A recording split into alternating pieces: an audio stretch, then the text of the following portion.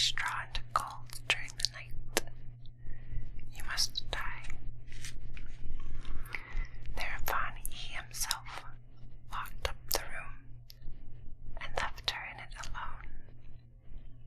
So there sat the poor miller's daughter, and for the life of her could not tell what to do.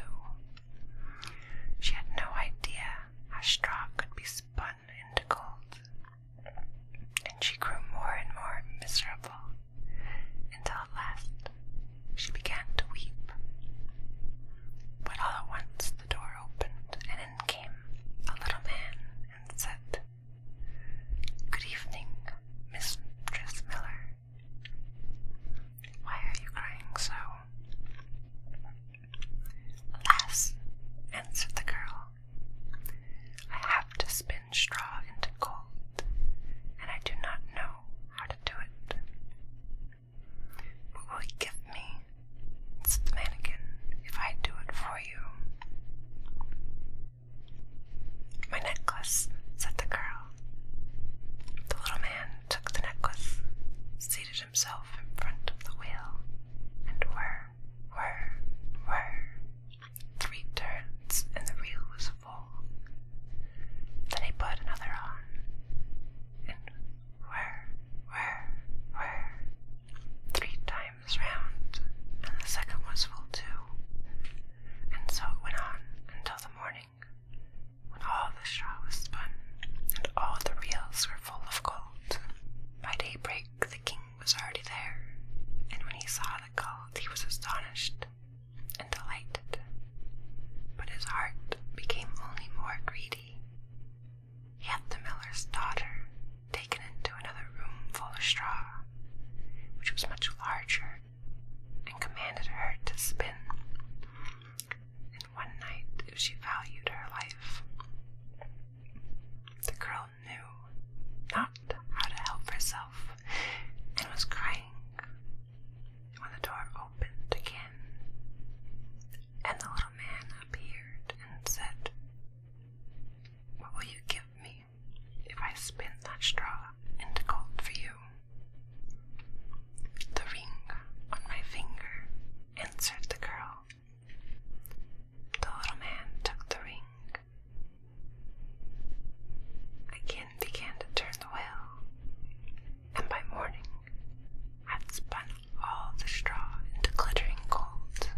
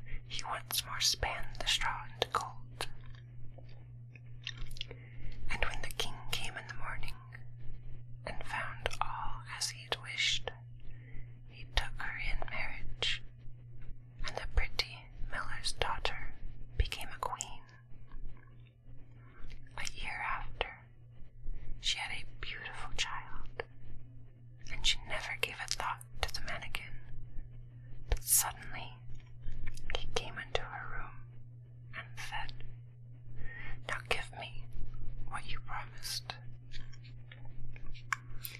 The queen was horror-struck and offered the mannequin all the riches of the kingdom if he would leave her child.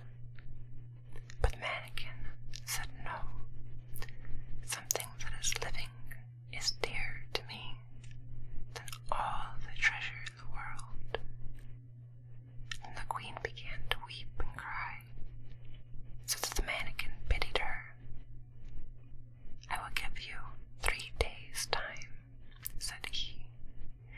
If by that time you find out my name, you shall keep your child. So the queen thought the whole night of all the names she had ever heard, and she sent a messenger over the country to inquire far and wide for any other names that there might be. When the mannequin came the next day, she began with Casper, Melchior, Balthasar, and said all the names she knew, one after another. But to everyone, the little man said, "That is not my name."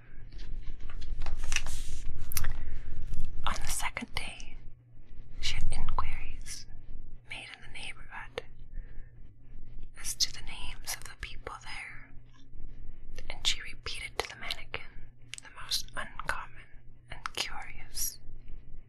Perhaps your name is Short Ribs, or Sheepshanks, or Lace Leg. But he always answered, "That is not my name."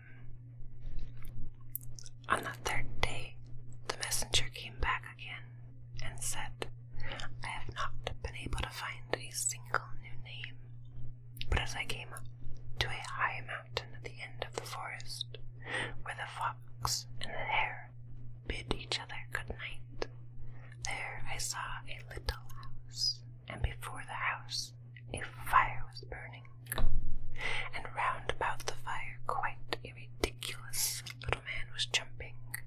He hopped upon one leg and shouted,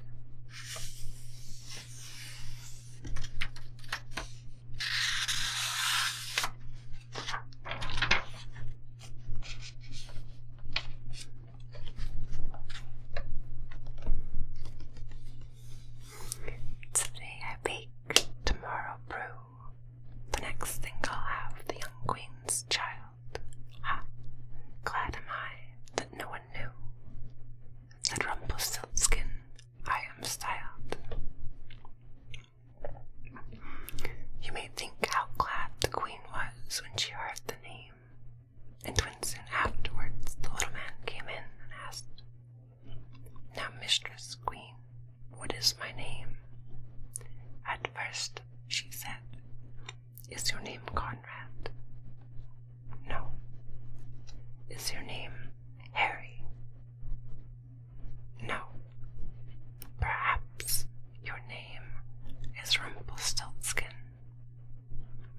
"The devil has told you that, the devil has told you that," cried the little man, and in his